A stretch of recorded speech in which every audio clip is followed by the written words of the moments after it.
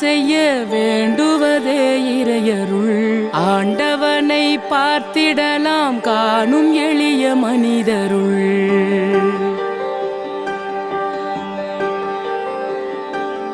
ஆருயிர்க்கு அன்பு செய்ய வேண்டுவதே இறையருள்.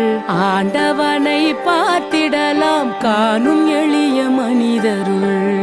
கொடுப்பதற்கே மனம் இருந்தால் போதும், மறைப்பதற்கே எதுவும் இல்லை மீதம். காய்வதில்லை பூமியிலே கருணையாற்றின் ஈரம், கருணையாற்றின் ஈரம். அன்பே